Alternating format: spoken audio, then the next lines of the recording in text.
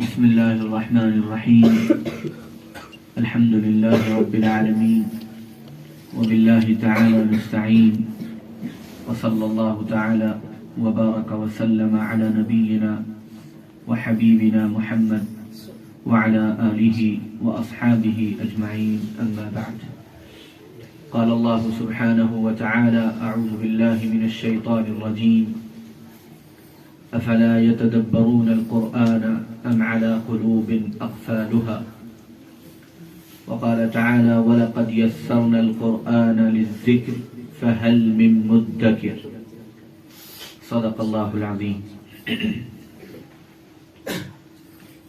قرآن مجید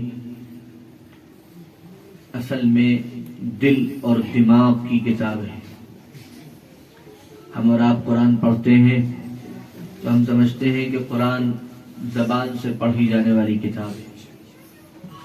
زبان تو ایک ذریعہ ہے، قرآن کا تعلق تو دل اور دماغ سے ہے. جو میں نے 2 آیتیں آپ کے سامنے پڑھی، اللہ تعالیٰ نے اس میں فرمایا افلا یتدبرون القرآن، کیا یہ لوگ قرآن پر غور و فکر نہیں کرتے؟ ام علی قلوب اقفالها، یا ان کے دلوں پر تالے لگے ہوئے. اس سے پتہ چلا کہ قرآن کہاں اثر کرتا ہے؟ دل پر اثر کرتا ہے. دوسری جگہ فرمایا وَلَقَدْ يَسَّرْنَا الْقُرْآنَ لِلذِّكْرِ، قرآن کو ہم نے آسان کیا ذکر کے لیے، یاد دہانی کے لیے، نصیحت کے لیے. فَهَلْ مِن مُدَّكِرٍ، کیا نصیحت حاصل کرنے والے اب نہیں ہیں؟ کہاں ہیں؟ انسان نصیحت حاصل کرتا ہے پڑھ کر سن کر، تو وہ نصیحت انسان کے دماغ پر اثر انداز ہوتی ہے، وہ سوچتا ہے. تو ماشاءاللہ اس پروگرام میں شرکت ہوئی. قرآن پاک کے حوالے سے بہت زیادہ غفلت ہے ہمارے عوام تو عوام میں، ہمارے خواص میں بھی. ابھی پچھلے اتوار کو 25 دسمبر کا دن تھا. میرا آگرہ میں درس قرآن کے لیے جانے کا معمول ہے اتوار کو. تو اس دن کرسمس ڈے ہوتا ہے. عیسائی لوگ یہ عقیدہ رکھتے ہیں کہ حضرت سیدنا عیسیٰ مسیح علیہ السلام اس دن پیدا ہوئے اور وہ اس کا جشن مناتے ہیں. ظاہر ہے کہ ان کے یہاں تو خرافات اور گمراہیاں اور انحرافات سب بھرے پڑے ہیں. تو میں نے اس دن اس مناسبت سے کہ آج حضرت عیسیٰ مسیح علیہ السلام کے بارے میں نہ جانے کیا کیا غلط عقیدے بیان کیے جائیں گے دنیا بھر میں، جو بھی ہمارے سامنے موجود ہیں لوگ، ان کے سامنے حضرت عیسیٰ مسیح علیہ السلام کا قرآن میں جو تعارف کرایا ہے وہ کرا دوں. تو سورہ مریم کی ایک چند آیتیں جو حضرت مریم علیہ السلام اور حضرت عیسیٰ علیہ السلام سے متعلق ہیں، ان کا ترجمہ، ان کی تفسیر پیش کی. تو مجھ سے ایک صاحب نے اس کے بعد یہ کہا، جو 30-40 سالوں سے دین کی مختلف محنتوں میں لگے ہوئے تھے اور بہت اچھی ان کی زندگی بھی ہے، کہنے لگے کہ ہمیں نہیں اندازہ تھا کہ قرآن میں دوسرے نبیوں کا اتنا زبردست تذکرہ ہے. میں نے کہا یہ تو بنیادی کمی حضرت شیخ الہند مولانا محمود حسن دیوبندی رحمۃ اللہ علیہ جب جیل سے تشریف لائے 2-2.5 سال، تو آ کر حضرت شیخ الہند نے فرمایا تھا کہ میں نے اتنے سالوں تک غور و فکر کیا کہ اس امت کی، مسلمانوں کی پستی کا سبب کیا ہے، کیوں ہر جگہ یہ امت ذلیل ہو رہی ہے. تو 2-2.5 سال کے غور و فکر کے بعد ایک ایسی شخصیت جس کو شیخ الہند کہا گیا، جس کے شاگرد اتنے عظیم ہیں کہ لکھنے والوں نے لکھا ہے کہ اسلامی تاریخ میں جن چند لوگوں کو بہت عظیم شاگرد ملے، ان میں حضرت شیخ الہند مولانا محمود حسن دیوبندی رحمۃ اللہ علیہ. انہوں نے فرمایا کہ مسلمانوں کی پستی کے یہی 2 سبب مجھے نظر آئے. ایک ان کا آپس کا اختلاف، ان کے آپس کے جھگڑے، اور دوسرا ان کی قرآن مجید سے بے اعتنائی. قرآن مجید کو پس پش ڈال دیا ہے. حالانکہ ہمارے لیے اولین جو مرجع ہے، اولین جو ہماری جس طرف ہم کو پلٹنا ہے وہ اللہ کی کتاب ہے. یا ایھا الذین آمنوا اطیعوا اللہ واطیعوا الرسول، اے ایمان والو اللہ کی اطاعت کرو، رسول اللہ کی اطاعت کرو۔ اللہ کی اطاعت ہوگی قرآن مجید کے ذریعے، اور رسول اللہ صلی اللہ علیہ وآلہ وسلم کی اطاعت ہوگی حدیث کے ذریعے۔ حضور صلی اللہ علیہ وسلم نے صاف صاف حدیث پاک میں فرمایا کہ میں تمہارے درمیان دو چیزیں چھوڑ کر جا رہا ہوں، اگر ان دونوں چیزوں کو تم تھامے رہو گے تو ہرگز گمراہ نہیں ہوگے، کتاب اللہ و سنتی، ایک اللہ کی کتاب قرآن مجید، اور دوسرا میری سنت، میرا راستہ، میرا طریقہ۔ تو عوام ہمارے اس سے دور ہو، یہ تو افسوس کا مقام جو ہے وہ ہے، لیکن جب ہمارے خواص، ہمارے مدرسے کے طلباء، ہمارے علماء یہ بھی قرآن مجید کو وہ حیثیت نہ دے جو اللہ کے کلام کو حیثیت دی جانی چاہیے، تو اس سے زیادہ افسوس کا کوئی مقام ہو نہیں سکتا۔ اور اس کی وجہ یہ ہے کہ ہم اور آپ قرآن کو محض ایک ثواب حاصل کرنے کی کتاب سمجھتے ہیں، یا مدرسے میں آتے ہیں تو امتحانوں میں نمبر لانے کے لیے جیسے بہت سی کتابیں پڑھائی جاتی ہیں ویسے قرآن مجید پڑھا دیا جاتا ہے، حالانکہ ایسا نہیں ہے۔ جتنی کتابیں ہیں وہ سب اس لیے ہیں کہ قرآن فہمی حاصل ہے۔ ساری کتابیں یہاں تک کہ نحو و صرف و ادب و بلاغت سے آگے بڑھ کر حدیث و فقہ بھی اسی لیے ہے کہ اس سے قرآن سمجھنے میں مدد ملتی ہے۔ اگر قرآن ہٹا دیا جائے تو نہ حدیث کوئی چیز ہے، نہ فقہ کوئی چیز ہے، اور پھر آگے کے جو علوم عقلیہ اور علوم نقلیہ ہیں ان کی کوئی حیثیت نہیں، کیونکہ قرآن مجید ہی کی تشریح ہے حدیث۔ حضور صلی اللہ علیہ وسلم سے اللہ تعالیٰ نے قرآن پاک میں ہی فرمایا تھا، کتاب انزلناہ الیک، ہم نے یہ کتاب آپ پر نازل کی، لتبین للناس، تاکہ آپ اس قرآن کی تبیین، تشریح، توضیح، تفسیر لوگوں کے سامنے پیش کریں۔ اور حضور نے وہ جو پیش کی وہ حدیثیں ہو گئی۔ تو حدیث بھی قرآن فہمی کے لیے، فقہ بھی قرآن فہمی کے لیے، نحو صرف و بلاغت اور ادب بھی قرآن فہمی کے لیے۔ اگر قرآن نہیں ہے تو ان سارے علوم کی کوئی حیثیت نہیں رہ جاتی۔ اس لیے قرآن مجید سے یہ جو ذوق اور قرآن مجید کا شوق اور قرآن مجید سے مناسبت پیدا کرنے کے لیے یہ جو پروگرام ہوتے ہیں اور مسابقات ہوتے ہیں، ان کا اصل مقصد یہ ہوتا ہے، یہ کوئی اپنے آپ میں کوئی مقصد نہیں ہوتا ان کا، یہ مہمیز کرنے کے لیے ہوتے ہیں، آپ کے اندر شوق پیدا کرنے کے لیے ہوتے ہیں، قرآن سے آپ کا تعلق جوڑنے کے لیے ہوتے ہیں۔ اور جتنا آپ قرآن حدیث سے جڑتے چلے جائیں گے اور قرآنی مضامین پر آپ کو عبور ہوگا، اتنا ہی آپ واہی تباہی بولنے سے بچیں گے۔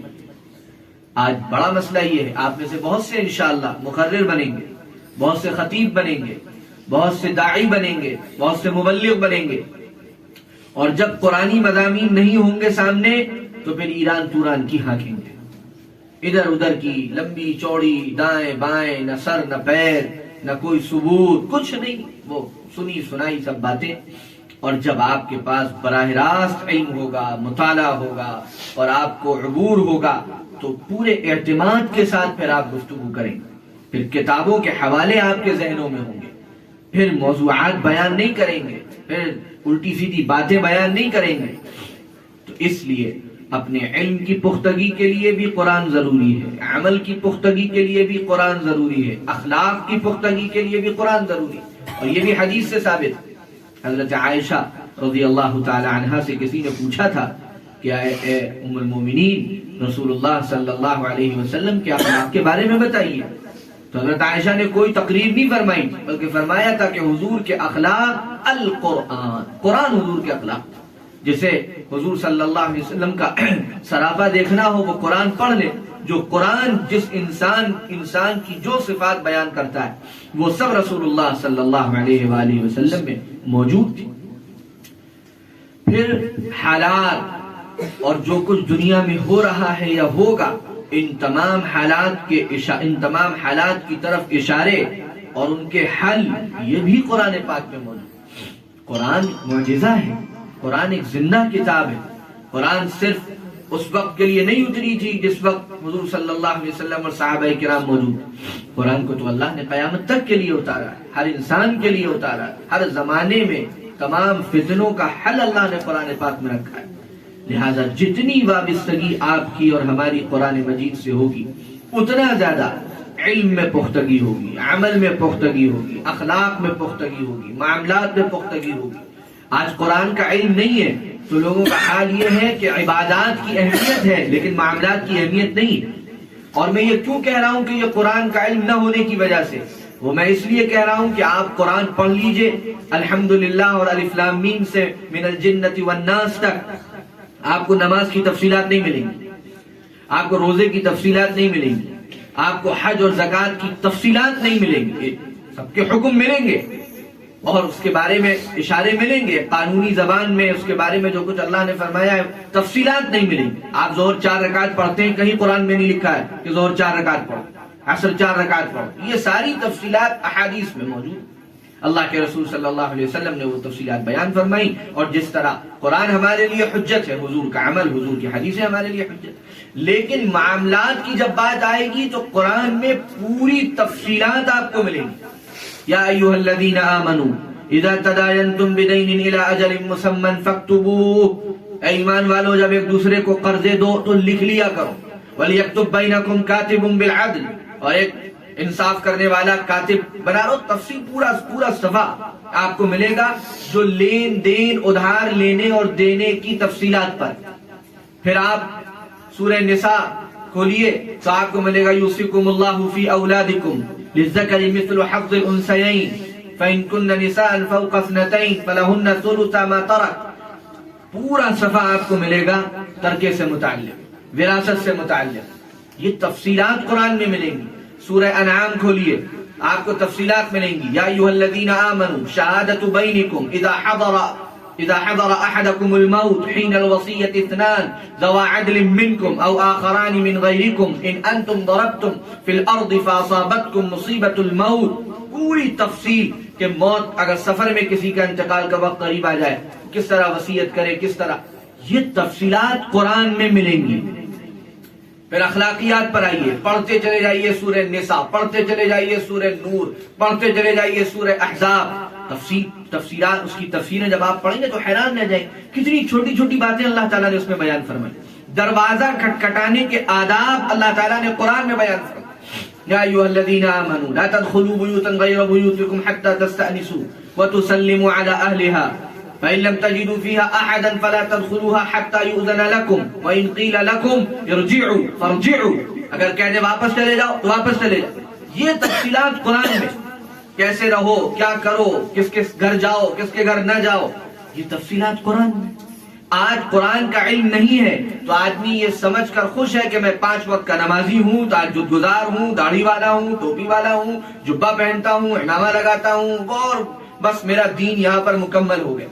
لیکن معاملات کا دین اسی لیے نکل گیا ہے زندگیوں سے کیونکہ قرآن کا علم نہیں، کہ قرآن نے اس کو کتنی اہمیت دی اور کیسی تفصیلات، جزیات، فروعات تفصیل کے ساتھ قرآن نے بیان دی۔ اس لیے پوری امت کے مسائل کا حل اس میں ہے کہ امت قرآن سے جڑے، اور امت کو قرآن سے جوڑنے کے لیے آپ کی اور ہماری سب سے بڑی ذمہ داری ہے، اور وہ ذمہ داری اس لیے ہے کہ قرآن کے حلقے ہم لگائیں، قرآن کی تفسیر، درس لوگوں کو سنائیں، بتائیں کہ اللہ کے کلام میں کیا ہے۔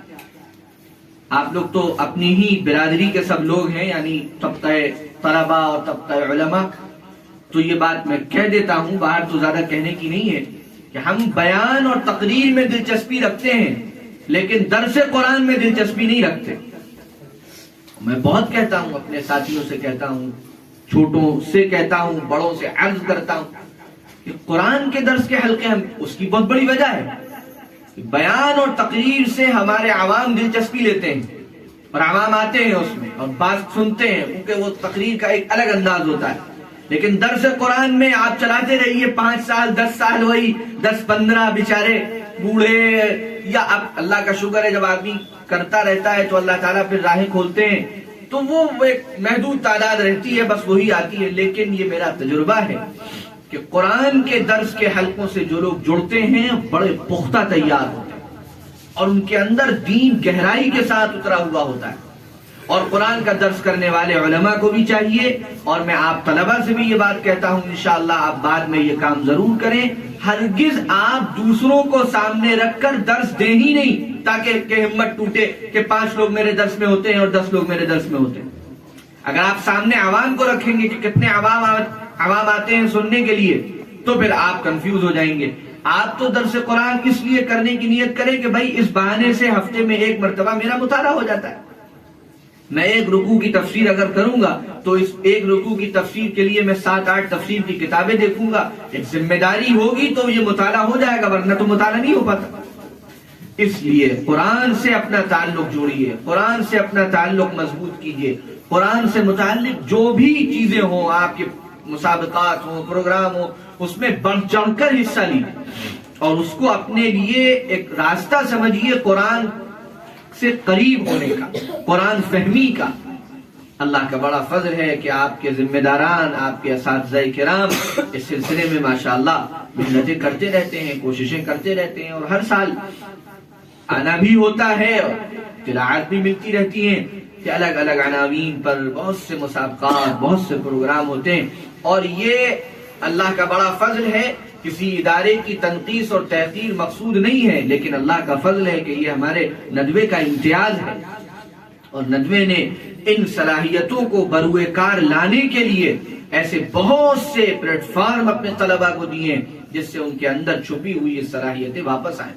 لیکن یہاں پر میں ایک بات اور کہنا چاہوں گا کہ ہماری ندوی ثقافت کا یہاں بڑا خیال رکھا جاتا ہے ایک چیز کے علاوہ، اور وہ چیز ہوتی ہے القاب و آداب. ندوی ثقافت میں بہت زیادہ القاب و آداب عمر دیکھ کر طے کیے جاتے ہیں. ہر ایک حضرت اقدس نہیں ہے، اور ہر ایک سیدہ مجدہو نہیں ہے، اور ہر ایک دامت برکاتہم نہیں. عمر کے لحاظ سے القاب و آداب اچھے لگتے ہیں.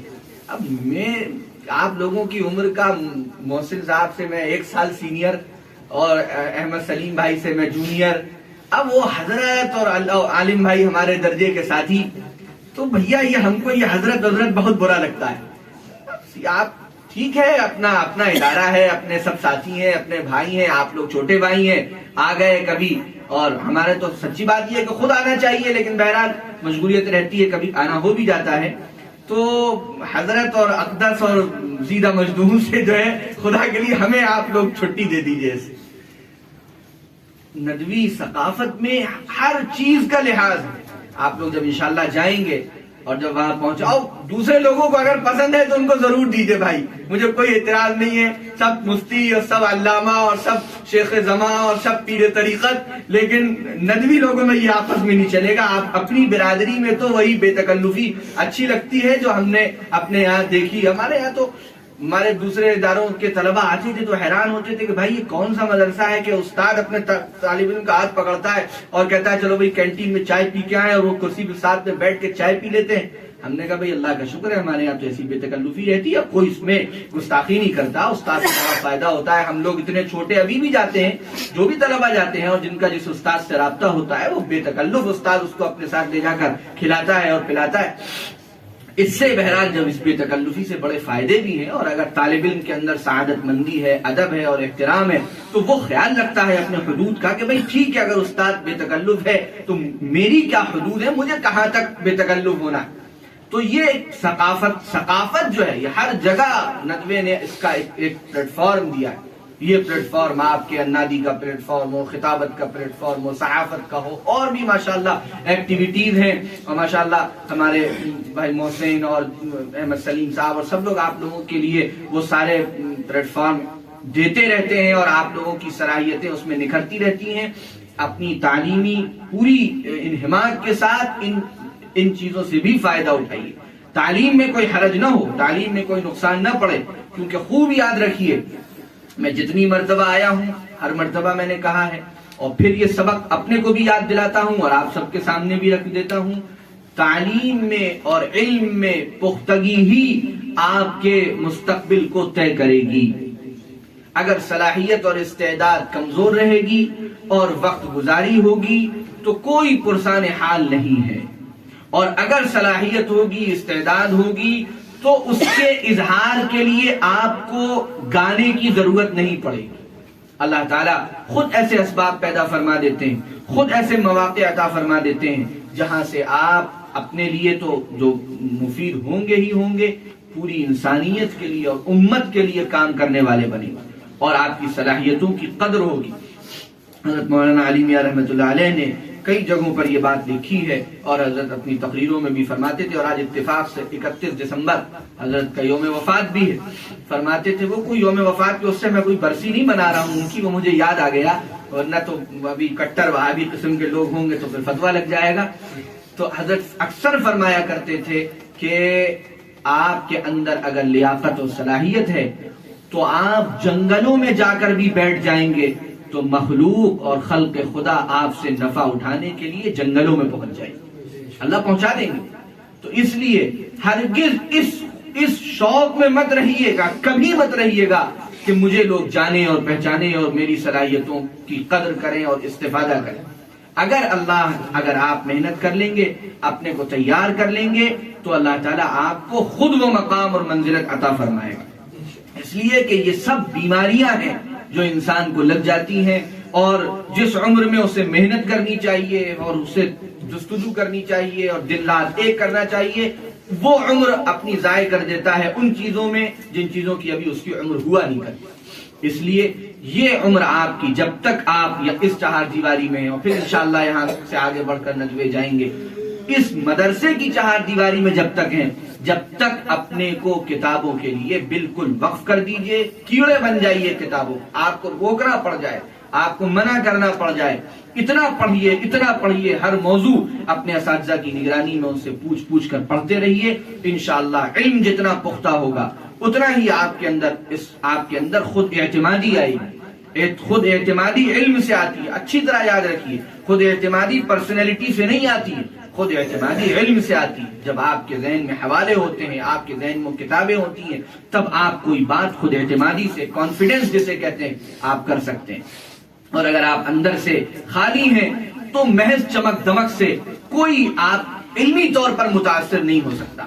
ہمارے چچا محترم بڑی اچھی بات کہتے ہیں، سعدی چچا کہتے ہیں کہ دیکھو، ڈبے تیار مت کرو، انجن تیار کرو۔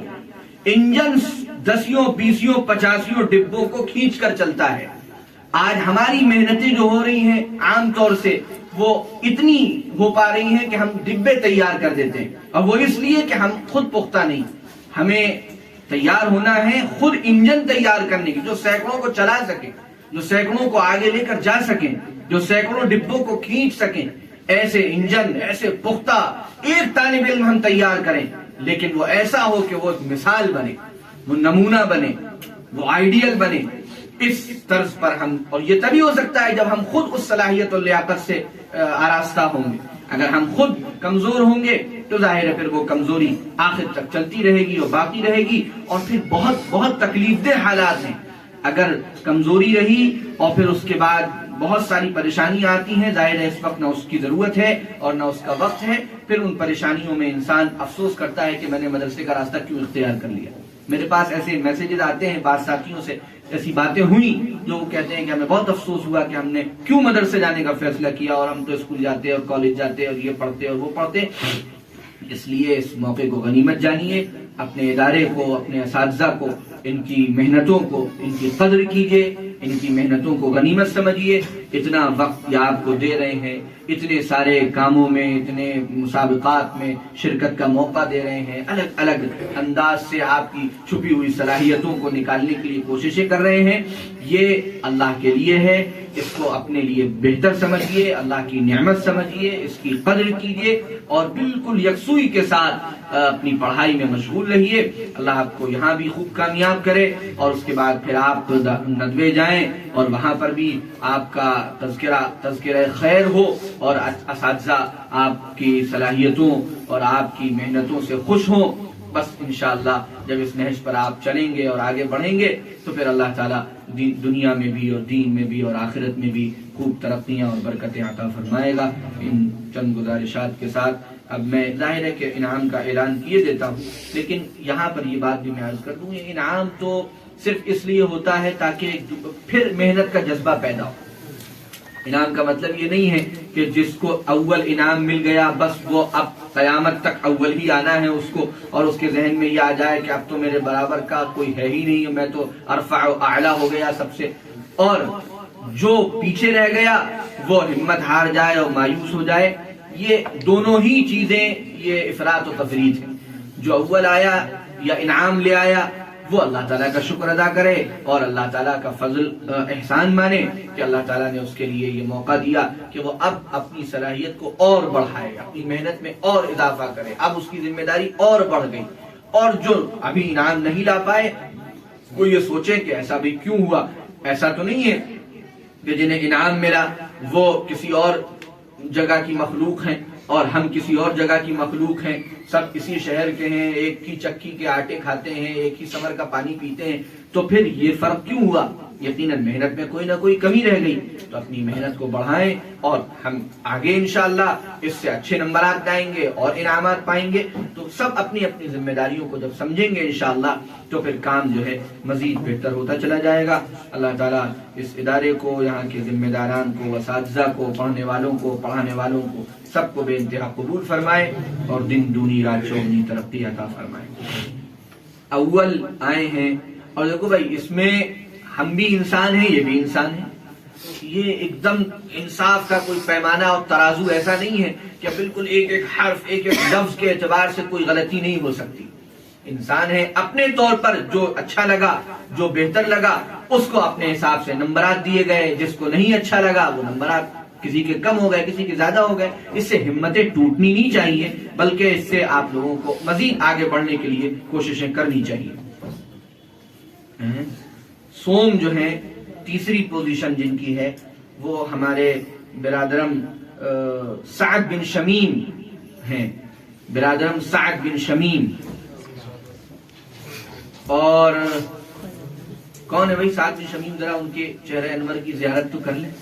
اچھا ماشاءاللہ. اور دوم جو ہیں وہ ہمارے محمد عرشیان جنہوں نے سب سے پہلے پڑھا تھا آپ ہیں. ماشاءاللہ بارک اللہ. اور اول جو ہیں وہ ہمارے ابو ذر خان جو بعد میں آئے تھے, چھوٹے سے تھے ماشاءاللہ. ماشاءاللہ بارک اللہ. اللہ تعالیٰ کو برکتیں عطا فرمائے, ترقیاں عطا فرمائے. اللهم لك الحمد حمدا كما ينبغي لجلال وجهك وعظيم سلطانك. اللهم صل وسلم على محمد النبي الأمي. ربنا آتنا في الدنيا حسنة وفي الآخرة حسنة وقنا عذاب النار. یا اللہ ہماری غلطیوں کو معاف فرما, گناہوں کو معاف فرما, خطاؤں سے درگزر فرما. اے اللہ اپنے کرم سے ہم کو علم و عمل کی جامعیت عطا فرما. اے اللہ ہمارے ظاہر و باطن کی عافیت کے ساتھ اصلاح فرما. یا اللہ قرآن پاک کا ذوق عطا فرما, قرآن کا شوق عطا فرما. اللهم ارزقنا تلاوته آناء الليل وآناء النهار واجعله لنا حجة يا رب العالمين. اللهم ذكرنا منه ما نسينا وعلمنا منه ما جهلنا وارزقنا تلاوته آناء الليل وآناء النهار. اے اللہ قرآن پاک کو ہمارے دلوں کی بہار بنا دیجئے. اے اللہ ہمارے دلوں کی بہار بنا دیجئے. اے اللہ قرآن پاک کو ہمارے دلوں کی بہار بنا دیجئے. ہمارے ذہن پر, دماغ پر, دلوں پر قرآن پاک کے مضامین کو کھول دیجئے. قرآن مجید سے تعلق عطا فرما دیجئے. اے اللہ یہاں پڑھنے والوں کو, پڑھانے والوں کو اے اللہ اپنی برکتیں عطا فرما. اے اللہ اپنی برکتیں عطا فرما. یا اللہ علم و عمل کی پختگی عطا فرما. یا اللہ صلاحیت و استعداد عطا فرما. پڑھنے والے طلبہ کو مضبوط صلاحیت اور مضبوط استعداد نصیب فرما. آگے اداروں میں جا کر یا اللہ یہ یہاں کا نام روشن کریں. اے اللہ یا اللہ علم کی اور عمل کی پختگی کے ساتھ میدان عمل میں لوٹ کر واپس آئیں. اے اللہ اپنے کرم سے ایک ایک فرد کو جو ادارے سے متعلق ہے, پڑھنے والے, منتظمین اور پڑھانے والے, یا اللہ ان سب کو عافیت اور برکت عطا فرما. تمام ضرورتوں کو پورا فرما. تمام ادھورے کاموں کی تکمیل فرما. تمام پریشانیوں کو دور فرما. یا اللہ اپنی رحمت کا معاملہ فرما. ان مدارس کی پوری پوری حفاظت فرما. یا اللہ ہماری تمام دعاؤں کو محض اپنے فضل و کرم سے قبول فرما. دلوں میں جو تمنائیں, آرزویں, مرادیں اور دعائیں ہیں اپنی رحمت سے انہیں پورا فرما. وصلی اللہ تعالی علی خیر خلقہ نبینا محمد وعلی آلہ وصحبہ اجمعین والحمد للہ رب العالمین برحمتک یا